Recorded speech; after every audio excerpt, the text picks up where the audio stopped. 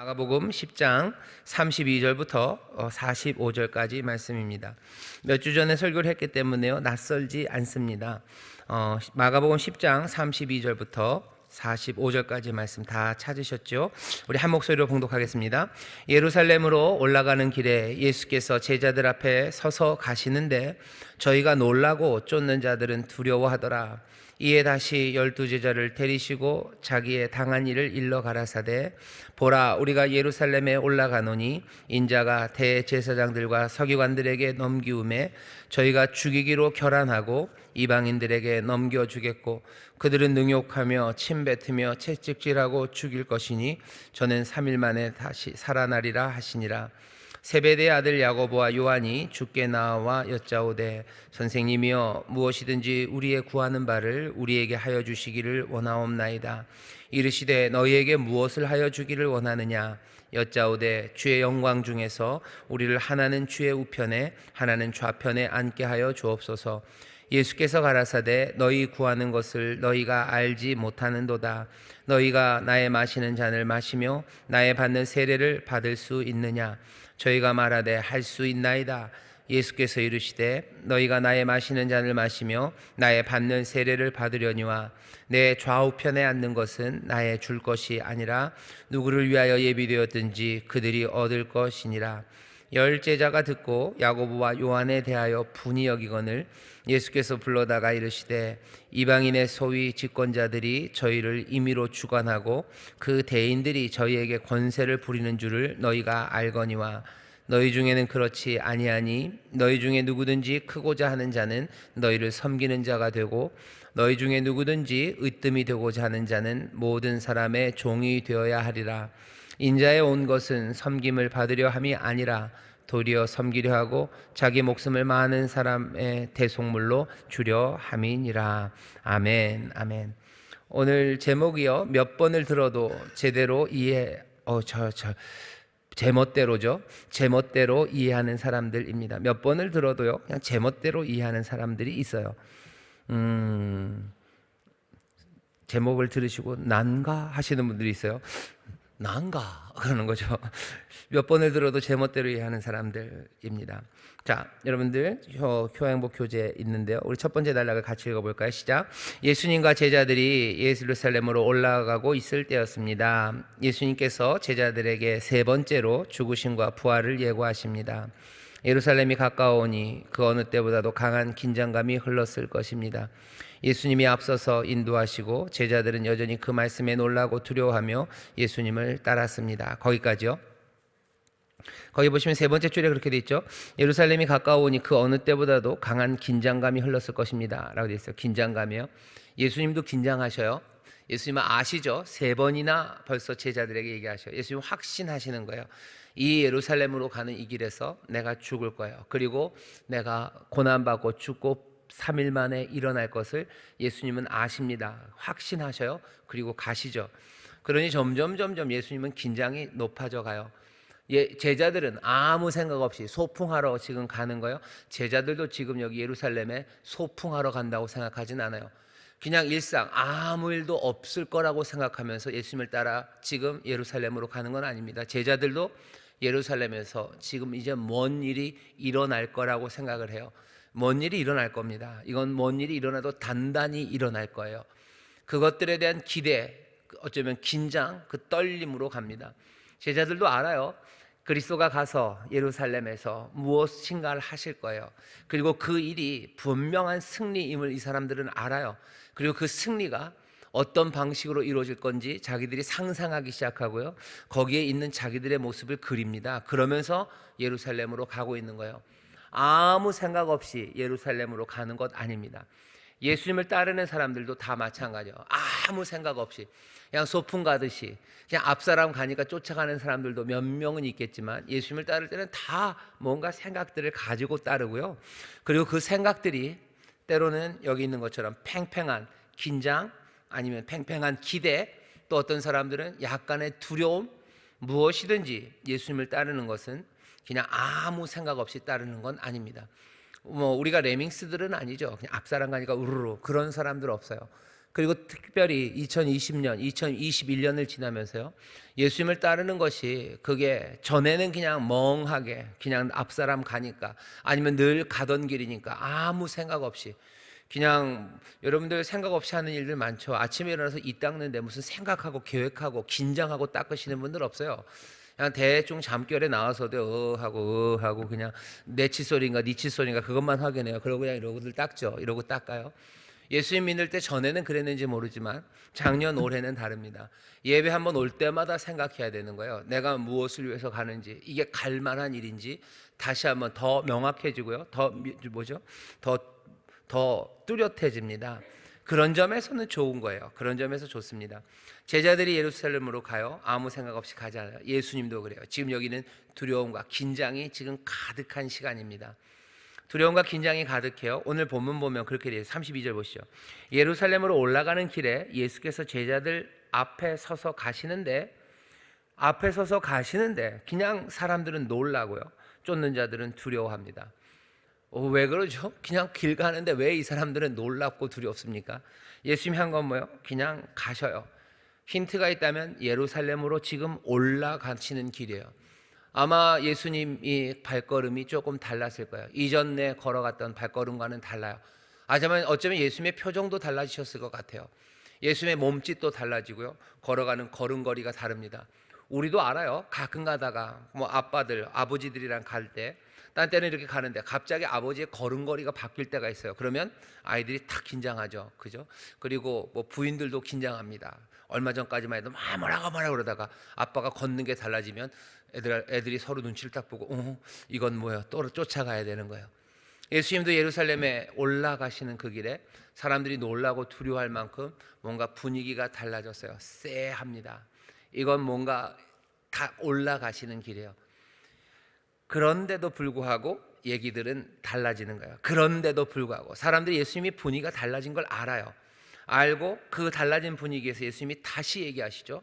고난 받을 것에 대해서 다시 얘기하십니다. 여러분들 성경 지금 펴고 계시니까요. 그 앞으로 좀 보셔요. 앞에 8장 보시죠. 8장 31절 보셔요. 8장 31절 보시면 거기 같이 읽어볼까요? 시작. 인자가 많은 고난을 받고 장로들과 대제사장들과 서기관들에게 버림받아 죽임을 당하고 사흘 만에 살아나야 할 것을 비로소 저에게 가르치시되. 31절은 짧죠. 31절이랑 오늘 우리가 읽은 33절서부터 34절까지를 보죠. 33절 34절을 같이 읽어볼까요? 시작.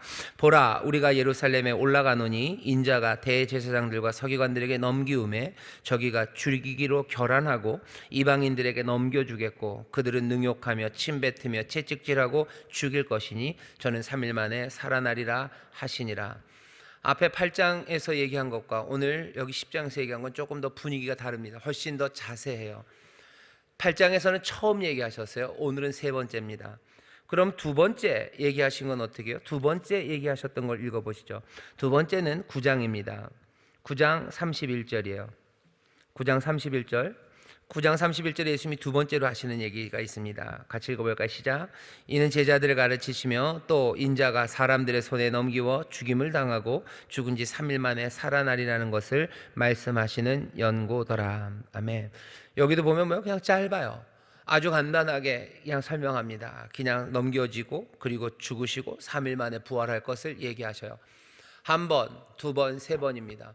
근데 이 세 번째 얘기할 때는요, 분위기가 다르죠. 예루살렘을 올라가면서 쎄한 분위기에 사람들이 놀라고 두려워하는 그 과정에서 예수님이 이제 고난과 죽음, 부활을 얘기하시는데 이전보다도 훨씬 더 자세합니다. 그리고 훨씬 더 격정적이셔요. 여기 채찍질 당하는 거, 능욕 당하는 거, 침뱉음 당하는 거, 디테일을 얘기하셔요. 이방인의 손에 넘어간다고 하면서 결국 이방인 손에 넘어간다는 건 여기 예루살렘에 있는 이방인은 로마입니다. 이 이방인의 손, 로마의 손에 넘어가서 그들이 나를 죽일 거라고. 오히려 더 분명하게 여기 로마의 손에 넘어가서 죽는다는 건 다른 방식은 아니에요. 거의 대부분은 십자가에서 죽습니다. 십자가에서 죽는 그 죽음, 침뱉고 채찍질 당하는 그 일들, 그 모든 것들을 예수님이 훨씬 더 진하게 그리고 쎄하게 지금 얘기하셔요. 점점 말씀하시는 강도는 세집니다. 그런데 세베대의 아들들이 요구하는 걸 보면 이 사람들은 여전히 예수님이 자기들에게 가르치시고 전하려고 하는 것, 그것 받아들이지 않고요, 자기들이 예루살렘으로 가면서 갖고 있었던 그 긴장 아니면 기대, 자기들의 그 그림, 그 청사진을 이 사람들은 놓지를 않아요. 그냥 그대로 그거 들고 갑니다. 분위기는 바뀌어지고 더 자세하게 가르치시고 계속해서 반복하시는데, 그래서 오늘 제목이 그거예요. 몇 번을 들어도 제멋대로 이해하는 사람들이에요. 우리가 가진 생각들이 잘 안 바뀝니다. 예수님이 그것들을 그렇게 가르치시려고 해도 그것들이 잘 변하지가 않아요. 자, 계속해서 읽겠습니다. 예수님께서죠, 여섯째 줄인가요? 다섯째 줄 예수님께서부터 읽겠습니다. 시작. 예수님께서 대제사장들과 서기관들로 인하여 이방인에게 넘겨지고 그들은 예수님을 능욕하며 침을 뱉고 채찍질하고 죽일 것이나 사흘 후에 살아날 것이라는 사실을 반복적으로 언급하십니다.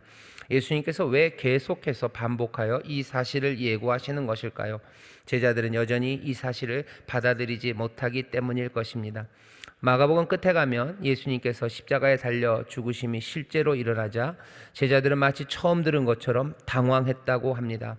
예수님께서 몇 번을 얘기하셨음에도 불구하고 그들은 제멋대로 이해하고 들었던 것입니다. 그러니 예수님께서 하실 수 있는 방법은 계속 가르치시는 방법밖에는 없었을 것입니다. 두려워하고 당혹하는 제자들에게 그들이 제대로 알아듣도록 계속해서 말씀하신 것입니다. 그들이 두려움에 떨지 않게 하시려고 위로하듯 말씀하시지 않고 단단하고 강한 마음가짐을 갖도록 그들을 인도하셨습니다. 거기까지요. 세 번째로 죽음과 부활을 가르치셔요. 세 번째입니다. 점점 더 구체적으로 가르치시죠. 왜? 알아듣지 못하니 반복하시는 겁니다. 알아듣지 못하면 고만하면 돼요. 학교 선생님들도 한 번 설명하면 끝이죠. 친절한 선생님은 한 번 더 설명하실 수 있어요. 하지만 못 알아들으면 관둬라죠. 할 수 없죠.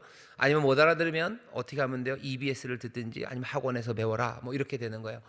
근데 예수님은 세 번째요. 점점 구체적으로 가르치십니다. 알아듣지 못해요. 그러니 또 반복하십니다. 왜 그러셔요? 반드시 알아야 돼요. 반드시 이것을 알아야 돼요. 적어도 제자들은 그렇습니다. 여기 다른 모든 사람에게 지금 가르치시는 것은 아니에요. 누구에게 얘기하셔요? 제자들에게 얘기하셔요. 다른 사람에게 알릴 필요도 없어요. 다른 사람들에게 말하지도 말아라. 이건 누구에게? 너희들에게 주는 얘기예요. 제자들은 알아야 돼요. 십자가를 지고 예수를 따르는 사람들, 그 사람들은 알아야 되는 이야기입니다. 예수님의 죽으심에 관한 것, 그게 역사책에 쓰여져 있고요. 모든 사람들이 다 알아요.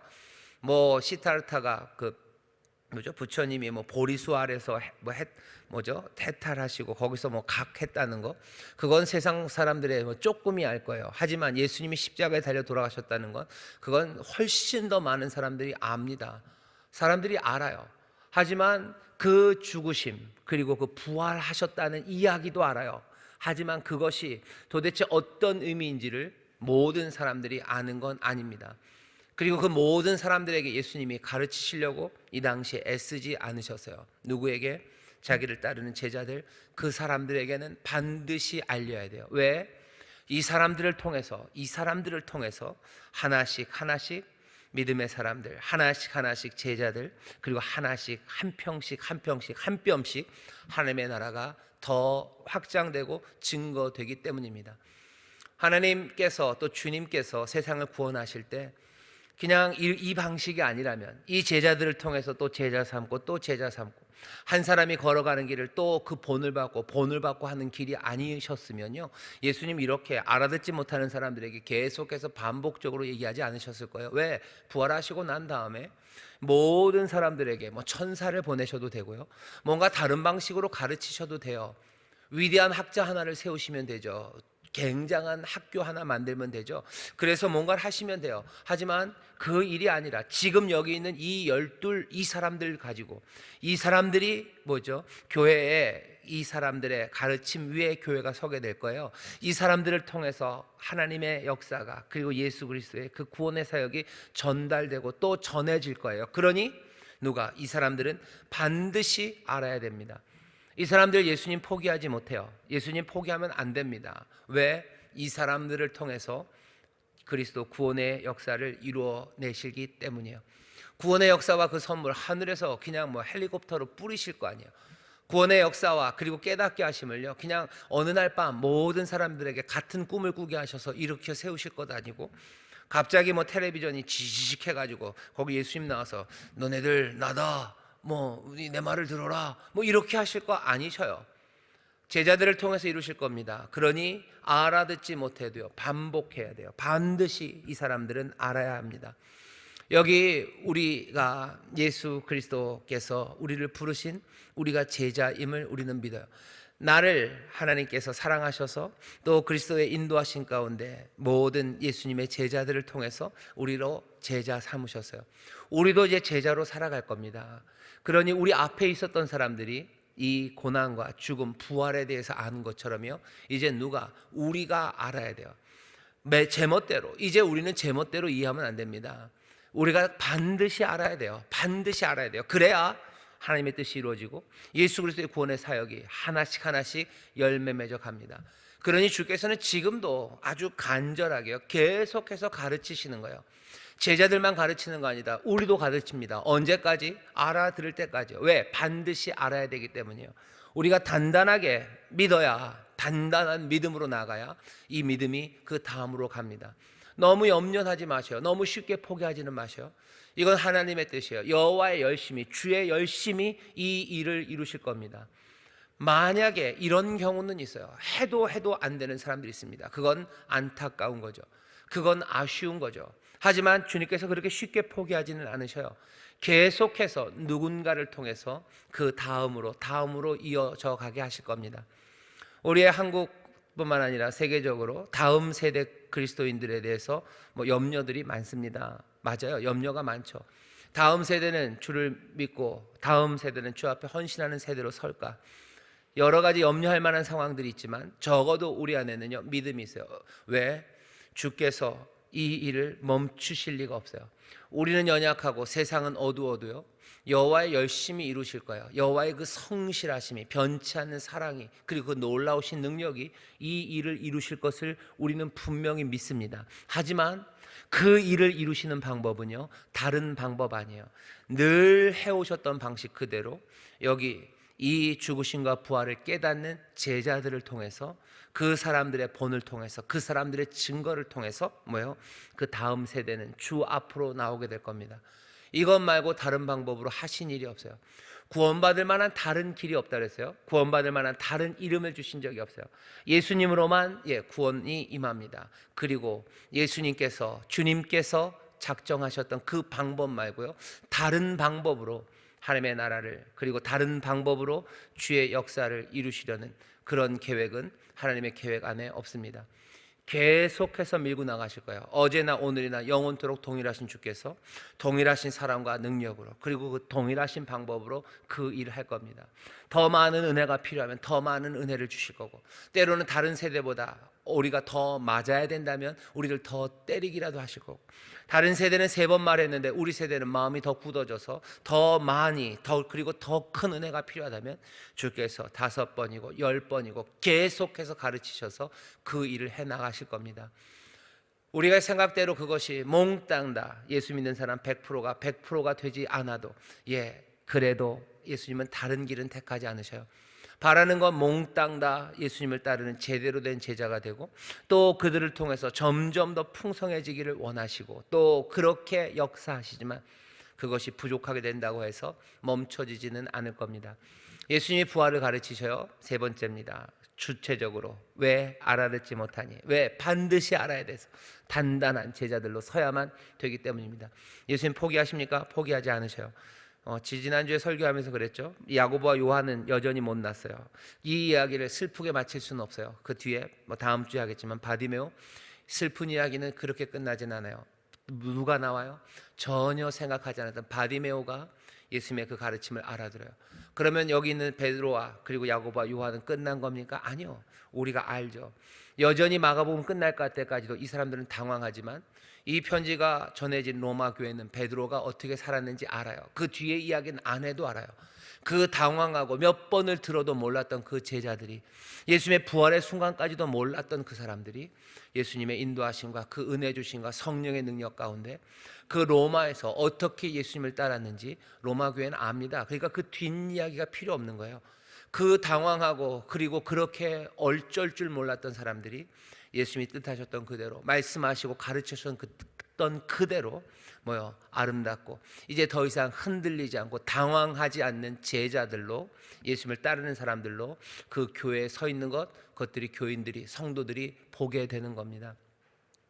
예수님이 가르치셔요. 반드시 알아야 돼요. 우리도 그러니까 기대하십시오.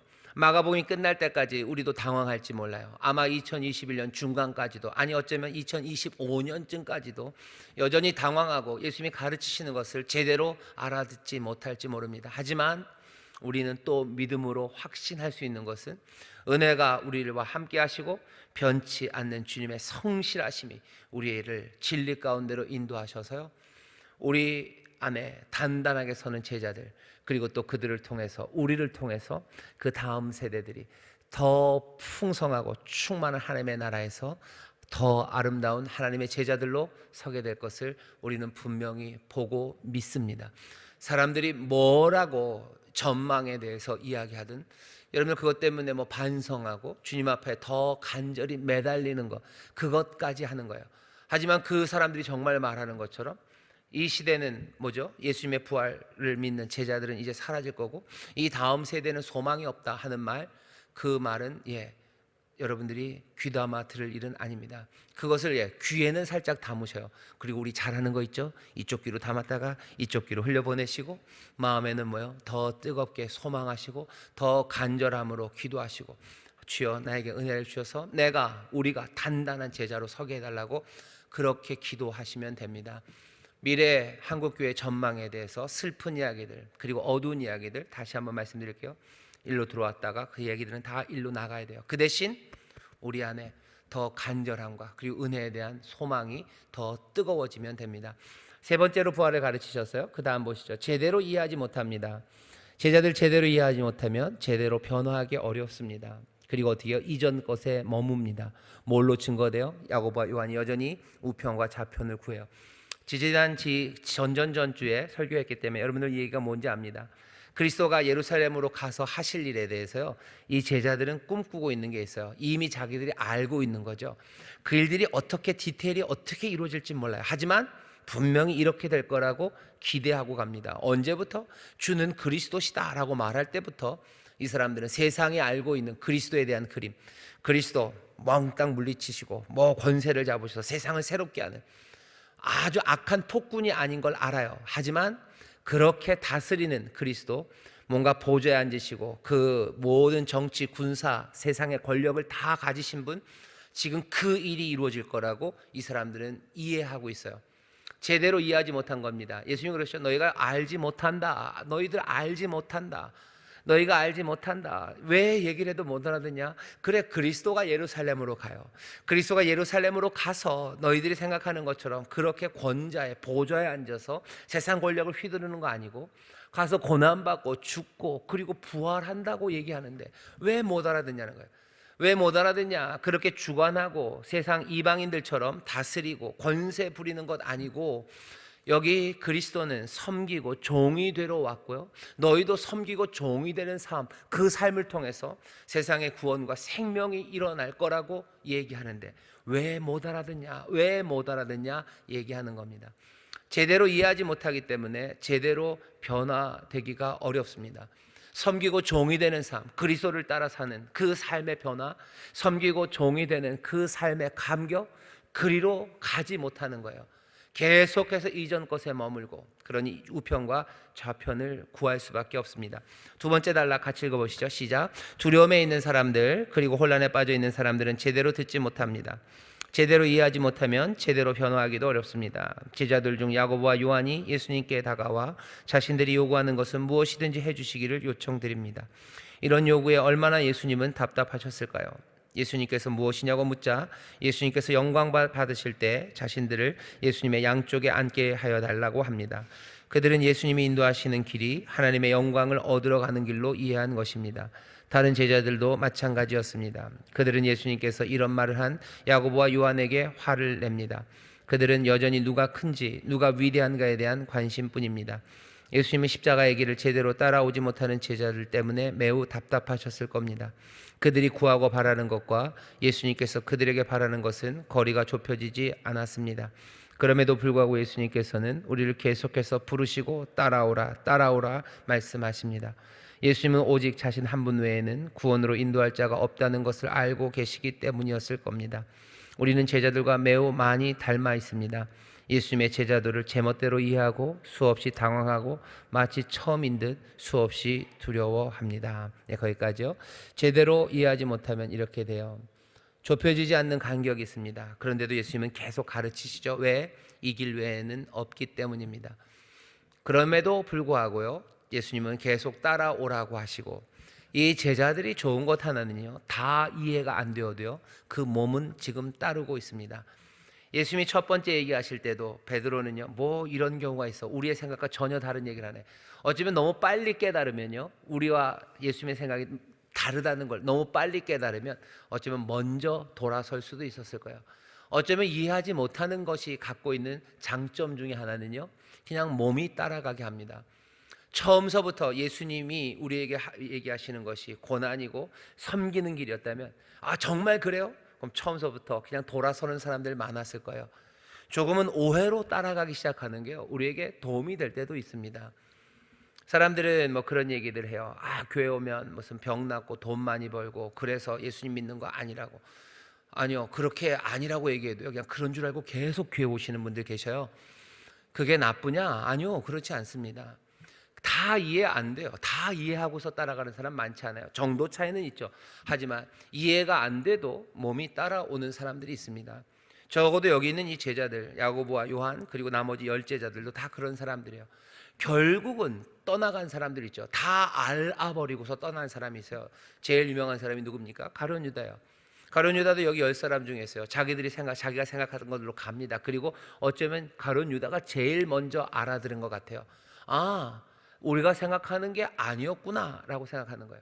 정말로 죽으시고 정말로 그거 포기하시려고 그러시는구나, 정말로 종이 되고 정말로 섬기시려는 거구나를 알아버려요. 그리고 안타깝게도 그것이 구원의 길임을 유다는 받아들이지 못합니다. 그러니 알아버렸어요. 유다는 알아버렸어요. 그러니 슬퍼하면서 떠나가는 겁니다. 내 인생이 슬퍼요. 그죠? 내 허비한 인생이 슬프고 내가 좋아서 따랐던 예수님이 사실은 슬픈 거죠. 안타깝고 참 안 됐죠. 그래도 이 유다는 알고서 떠나갑니다. 어쩌면 모르는 게 더 좋을 수도 있어요. 모르는 게 유익이 되는 것도 있습니다. 왜? 몸이 따르기 때문이에요. 어쩌면 다 이해가 안 돼도요, 몸이 따르는 거, 그것도 은혜입니다. 그것도 복이에요. 내가 병 낳고 내가 돈 많이 벌고 내가 부자가 되고 싶어서 예수님을 쫓아와요. 내가 그래서 예수님 쫓아오고 내가 교회 다닙니다. 그것을 완전히 말도 안 되는 사람처럼 그렇게 얘기할 건 아니에요. 왜? 우리도 이해 못하는 건 많아요. 그럼에도 불구하고 몸이 따른다면 계속해서 가르치고 또 가르치셔서 예수님이 우리를 단단한 믿음의 그리고 제자들로 만드실 것들을 기대합니다. 저도 그렇고요, 우리 구역자님들도 그렇게 마음 먹으셔야 돼요.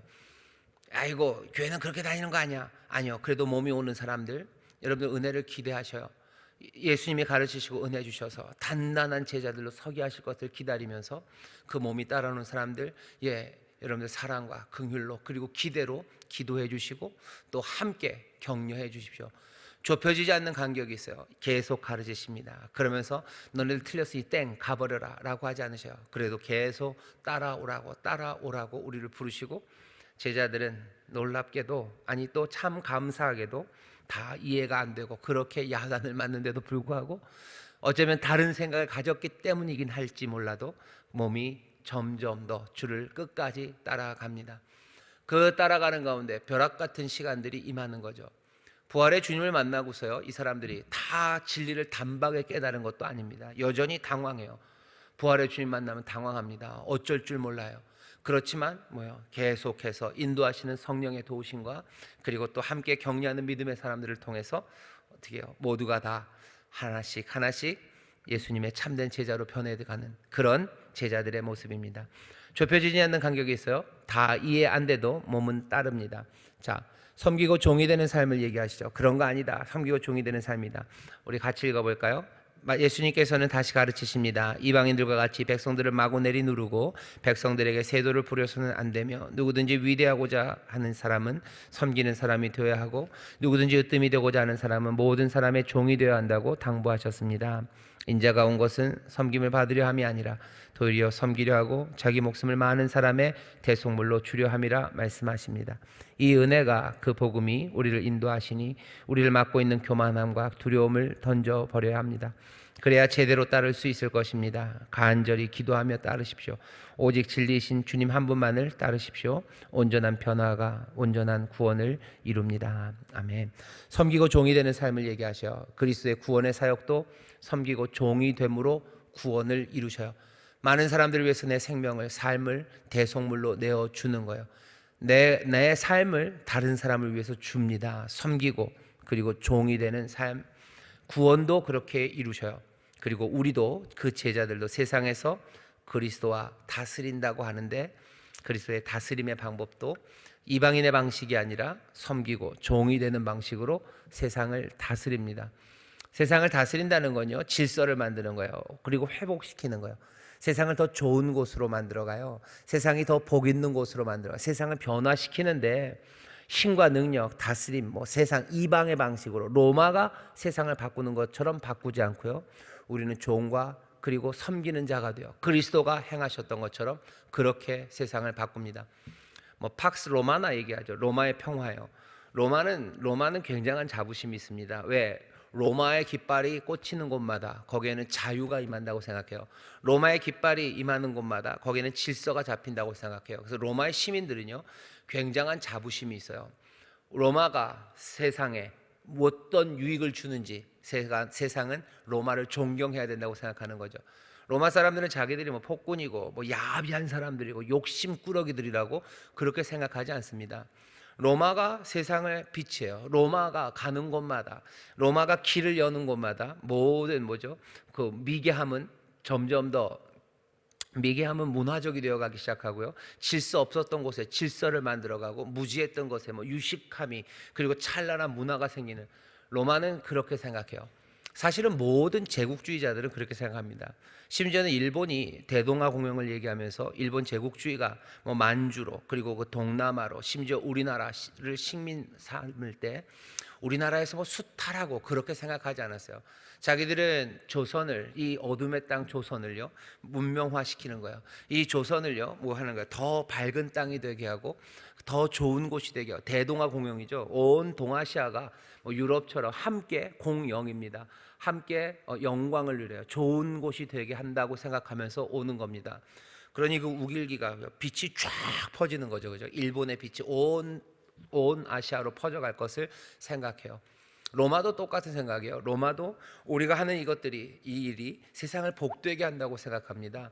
그러면서 하는 방식이 뭐예요? 여기 있는 것처럼 임의로 주관하고 권세를 부리는 거였어요. 예수님은 그것과 다른 방식으로 얘기하는, 아니, 이방인의 방식 아니다. 그리스도가 온 것, 그것은, 인자가 온 것은 섬김을 받으려는 거 아니고 섬기려 하고 자기 목숨을 많은 사람들의 대속물로 주려고 온 거예요. 그렇게 구원할 거고 그렇게 다스릴 거예요. 그러니 제자들, 나를 따르는 너희들은 이것들을 알아야 된다고. 너희도 종이 되고 섬기는 자가 되어서 그리스도와 함께 세상을 다스리자고. 예수의 사람들은 그러니 어쩌면 제국주의자들이 가졌던 원대한 포부보다도 어쩌면 더 크고 더 가슴 벅찬 포부들을 가지셔야 돼요. 우리가 그 하나님의 나라가, 제국이라고 이름 붙일 건 아니지만 그 하나님의 나라가 임하는 곳마다, 그것이 영향을 끼치는 곳마다, 그 우길기에 그 빛이 비춰지는 곳마다 대동아 공영이요, 그 영광을 보는 것처럼 하나님의 나라가 임하고 복음이 증거되고, 그리고 하나하나 삶이 주 앞으로 나오는 바로 거기에 하나님의 영광이, 그리고 세상의 새로운 자유와 회복이, 그리고 이사야식으로 말하면 노래할 수 없는 사람은 노래하기 시작하고, 주저앉는 사람 일어나 춤추기 시작하고, 제 대신 화관을 쓰기 시작하고, 모두가 다 기쁨으로 노래하고 평화를 누리는 그 귀한 역사가 일어날 것, 그것들을 모든 그리스도의 사람들과 제자들은 꿈꿔야 됩니다. 세상의 어떤 제국주의들보다도 더 분명하게 그 꿈을 가져야 돼요. 세상에 있는 여러분들 좌파, 진보 이런 양반들 싫어하시나요? 그 사람들이 꿈꾸는 것보다도 더 확실하고 그리고 더 분명하게 이 꿈들을 갖습니다. 방법은 뭐예요? 섬기고 종이 되는 삶으로 내 삶을, 내 생명을, 내 삶을 많은 사람들의 대속물로 내어주는 바로 그 일로 세상이 달라질 것, 그것들을 꿈꾸며 나가는 사람들이에요. 그럼 우리는 희생되고 죽고 끝나는 겁니까? 어쩌면. 하지만 믿어야 될 건 두 가지죠. 한 알의 밀알이 땅에 떨어져 썩으면 많은 생명이 일어날 것, 그것으로 즐거워하는 사람이요. 그것이 즐거워지도록 우리의 마음을 변하게 하십니다. 그것이 즐거워지도록 우리에게 새 꿈과 새로운 소망들을 우리에게 주셔요. 우리의 소원이 달라지는 거죠. 우리 안에 행하시는 이는 하나님이셔요. 우리 안에 소원을 두고 행하게 하시는데 그리스도의 마음을 가지고 새로운 소망이에요. 전에는 내가 배부르고 내가 편한 것이 내 소망이고 꿈이었는데 어느샌가 우리를 바꾸셔서요, 다른 이들이 평안해지고 다른 사람들의 삶이 일어서는 것, 그것이 나에게 기쁨이 되도록 나를 바꾸시고요. 또 하나는 하나님 아버지께서 그 나라와 그 의를 구하는 자들에게 풍성하게 필요한 것들을 채우시고 세상이 알 수 없는 그 신비한 선물들로 우리를 넘치게 하십니다. 우리는 죽어도 좋다고 생각해요. 내 삶을 버려줘서 저들이 잘 산다는 그것으로 즐거운 마음이 됐어요. 그런데 하나님은 신비 가운데, 그 놀라운 신비 가운데요, 우리에게 필요한 것, 정말로 필요한 것, 우리의 키를, 우리의 삶을 더 크게 하시고 충만하게 하시는 그 일을, 사람은 할 수 없는 바로 그 일을 아버지가 우리에게 주십니다. 그 신비에 대한 기대가 있어요. 그리고 또 우리의 소망과 바라는 것들이 달라지는 그 감격이 있습니다. 섬기고 종이 되는 삶, 예수님은 제자들을 그렇게 부르셔요. 아무도 아직은 아닙니다. 하지만 다음 주, 전전주에 한 것처럼 바디메오는 이걸 알아요. 그러니 예루살렘으로 가는 그 팽팽한 그 길을, 그 위험한 그 길을 바디메오는 눈이 뜨자마자 그 예수님을 따라 예루살렘으로 함께 올라가는 사람이 됩니다. 다시 한번 우리 인천수목교회 모든 성도들, 아니 먼저는 우리 사랑하는 구역장님들이요, 먼저 앞에 와 있는 제자들이에요. 여러분들의 구역원들은 여러분들보다 다음 세대입니다. 그 사람들이 우리가 주를 따르듯이 또 주님이 우리에게 가르쳐 주신 것을 우리가 배웠듯이 우리를 통해서 우리의 구역원들이, 우리의 다음 세대, 우리의 뒷사람들이 이 섬기고 종이 되는 삶, 그리스도의 삶을 닮아서 또 따라서 하나씩 하나씩 걸어오기 시작할 때 우리의 삶과 그들의 삶이 충만해질 뿐만 아니라 우리가 또 그들이 다스리는, 또 함께 가는 이 땅이 하나님의 나라와 그 선하신 것으로 가득 차게 될 줄 믿습니다. 한 걸음 내딛기 같이 읽어볼까요? 시작. 우리도 예수님이 자꾸 다시 가르치시는 사람들입니다. 제대로 듣지 못하고 자꾸 딴 길을 가고 딴 일에 마음을 둡니다. 언제 예수님이 우리를 자꾸 가르치셨냐고 묻지 마십시오. 예배 때마다, 설교를 통해, 성경 읽을 때마다, 말씀을 통해, 찬송하고 기도할 때마다 감동과 깨달음을 통해 가르치셨습니다. 우리는 주님이 가르치심을 제대로 듣고 이해하려 하고 있습니까? 제대로 하려면 어떻게 해야 하겠습니까? 자꾸 가르치십니다. 자꾸 가르치셔요. 한 번에 잘 안 됩니다. 얼마나 오래 가르치셔야 될까? 꽤 오래 가르치셔야 될 겁니다. 제 생각에는요, 아마 평균 진짜 똑똑하고 훌륭한 사람이라면 한 50년. 왜 50년 얘기냐면요, 누구죠? 공자님이 지학글에서요, 학문의 뜻을 두신 게 15살쯤이에요. 그래서 70쯤 되니까요, 종심소욕 불육을 해요. 그 전까지는 그냥 마음이랑 하는 일이랑 막 달랐어요. 한 70살쯤 되니까 내가 그냥 하고 싶은 일을 해도 그것이 그렇게 어긋나지 않더라라는 이야기를 70에 합니다. 그러니까 공자님 인류 역사에서 가장 훌륭했던 성현이라는 사람도요, 거의 55년쯤이 걸렸어요. 계속 무슨 해도, 물론 성령님 우리를 도우시고 은혜가 우리를 도우시면 그것이 그냥 단박에 폭발적으로 일어날 수 있지만 그것이 그렇게 쉬운 일은 아닙니다. 자꾸 가르치셔요. 가르치실 때마다 여전히 나는 내 생각에서 벗어나질 못합니다. 하지만 은혜가 우리를 도우셔서요, 우리를 바꾸실 거예요. 변함없이 주님은 그 일을 하고 계셔요. 오늘 이 시간도 마찬가지요. 말씀 읽는 시간 계속해서 가르치십니다. 어느 날 내가 변한 것들을 보게 되기도 하고 또 언젠가는 벼락처럼 내가 깨닫는 날들도 있어요. 내가 성경 쓰면서 거기다 하나하나 써가기 시작할 때요, 성령께서 나를 그냥 벼락처럼 깨닫게 하십니다. 벼락처럼 깨닫게 할 때는 어떻게 해요? 내 몸에 이 양 날개뼈, 견갑골 사이를 흐르고요. 또 어떤 때는 어떻게 해요? 이 코 이상하게 코끝을 건드리셔요. 여기 딱밤치듯이 코끝을 탕 쳐서요. 코가 찡하게 만드셔요. 그래서 눈물이 주르르 나게 하시고 견갑골 사이에 뭔가 전류를 지르르 흐르게 하시고, 그리고 어떤 때는 그냥 내 무릎에 힘을 축 빠지게 하시고, 그리고서는 그냥 엎어지게 하시는 그런 시간들이 있습니다. 자꾸 가르치셔요. 자꾸 가르치셔요. 여러분들 그러니 이해하지 못해도요, 몸은 따라오기 시작하셔. 몸은 따라오기 시작하셔. 이해하지 못해도 깨닫게 하시기를 기다리며 또 이 말씀대로 살기를 소망하며 몸이 따라옵니다. 가르치심을 제대로 듣고 이해하려면 어떻게 해야 돼요?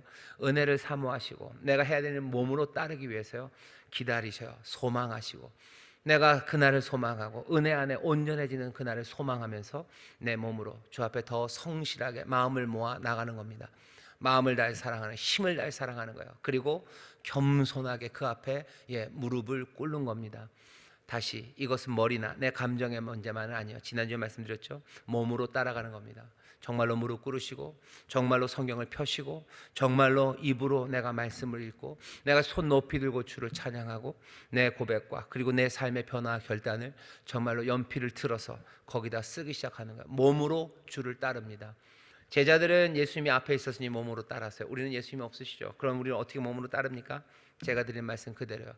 늘 교회는 그렇게 몸으로 따라서 주님 앞에 나옵니다. 그 가운데 깨닫게 하시고 또 번개처럼 때로는 그냥 가랑비에 온 옷이 다 젖던 어느샌가 내가 변화되어 있는 것을 작년 성경 쓰기에 써 있는 말과 내가 올해 성경 쓰기에 있는 말이 달라진 게 보여.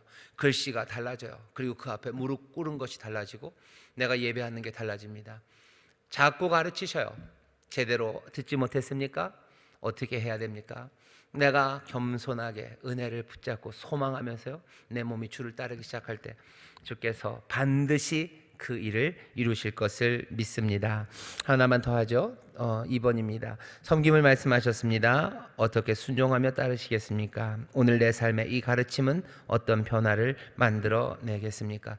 섬김입니다. 섬기고 종이 되는 거예요. 내 삶을, 내 생명을 많은 사람들을 위한 대속물로 내어줍니다. 지난주 설교의 제목 비슷해요. 뭐 세련되고 뭐 쿨하고 하지 않아요. 몸이 따른다는 건 늘 그렇습니다. 섬기기 위해서 어쩌면 힘든 일들, 그리고 어쩌면 조금은 구질구질한 일들, 그런 일들을 하게 됩니다. 섬김은 늘 그런 겁니다. 남들이 뭐라고 그러고요, 그리고 또 저게 뭔가 싶은 일들이요. 그렇지만 그 모든 여기 나오는 말들 하면 능욕하고 침뱉으며 채찍질하는 것, 그것 가운데서 죽는 사람들, 그 사람들이 3일 만에 다시 일어나는 그 부활의 생명으로 일어섭니다. 남이 보던 보지 않던 주 앞에서 하나씩 하나씩 섬김의 일을 행하기 시작할 때, 아니 어쩌면 남이 알지 못하는 것으로 더 즐거워하면서 하나씩 섬기기 시작할 때 주와 나 사이에 아름다운 그 비밀들이, 사랑이 깊어진다는 건요, 비밀이 많아지는 거예요. 서로만 아는 비밀이에요. 남들은 몰라요. 우리만 아는 것, 주 앞에서 내가 주 안에서 섬기고 또 주의 섬김을 따르고 주는 또 나를 섬기고 나를 위해서 내어주시는 그 생명, 그것들을 누리는 기쁨이 우리 모든 구역장님들에게 넘쳐날 줄 믿습니다. 우리 저에 계신 분들에게 서로 그렇게 얘기하시죠. 주님만 아시는 섬김이 있습니다. 주님만 아시는 섬김이 있습니다. 주님만 아시는 섬김이 있어요? 네, 있습니까? 네, 그러면 그렇게 하시면 우리 구역자님들 윙크 하셔야죠. 네, 주님만 아시는 섬김이 있어요라고. 예, 있어요. 예, 주님만 알아요. 나중에 아시게 될 거예요. 나중에 같이 기뻐하고 함께 감사하는 그런 귀한 섬김들이 우리 구역장님들의 삶에 넘치기를 바라고 그 안에서 즐거워하시고 행복하시고 또 소망을 누리시기를 주의 이름으로 축원합니다. 시간이 많이 늦었습니다. 제가 기도하겠습니다. 하나님 감사합니다. 하나님 이들을 축복하시고 또 이들을 붙잡아 세우시고 이들을 부르신 부르심에 따라서 정말로 주의 말씀으로 순종하며 한 걸음 한 걸음 의를 이루어가는 자들이오니 주여, 주께서 하나님 아버지께서 이들을 영화롭게 하여 주옵소서. 하늘의 영광으로 채우시고 그 영광 가운데 거하게 하시옵소서. 순종으로 나아가고 섬김으로 나아가는 가운데 하나님 주시는 풍성한 기쁨과 감격이 넘쳐나게 하시고 영혼이 잘되게 하시니 아버지의 범사가 잘되게 하시며 강건하게 하시고 아버지 안에 주의 말씀이 우리 안에 심어져 열매 맺기를 원하오니 하나씩 하나씩 하나님 기쁨으로 영접하며 깨달아 아버지 하나님 삶의 새로운 결단과 순종이 시작되는 우리 귀한 구역장들 되게 하여 주옵소서. 그 일을 통하여 아버지 밝아지는 세상과 그 일을 통하여 하나님 영광 받으시는 놀라운 일들과 그 일을 통하여 아버지 우리를 따라오는 우리의 구역원들과 우리의 자녀들이 믿음으로 서며 주를 찬송하며 서게 되는 것을 우리로 보게 하실 줄 믿사오니 주여, 아버지의 그 선하신 뜻, 주께서 우리를 부르신 그 사명이 하나하나 이루어지며 열매 맺는 것으로 즐거워하고 함께 감격하는 우리 모든 구역장들이 되게 하여 주옵소서. 하늘아버지시여, 이 사랑스러운 이들, 이 기뻐하시는 이들에게 예비하신 것으로 채우실 줄 믿사오니 아버지 하나님 늘 강건하게 하여 주옵시고 아버지는 특별히 여러 가지 어려움 가운데 특별히 경제적인 어려움이 많은 사람들의 발목을 붙잡습니다. 하나님 우리 구역장들에게 물질의 복을 주시사 아버지 하나님 경제적인 이유로 주저앉지 않도록 하시고 얼마든지 구워주고 나눠주고 베푸는 하나님의 은혜의 사람들이 되게 하여 주옵소서. 감사드리며 예수님 이름으로 축복하며 기도하옵나이다. 아멘.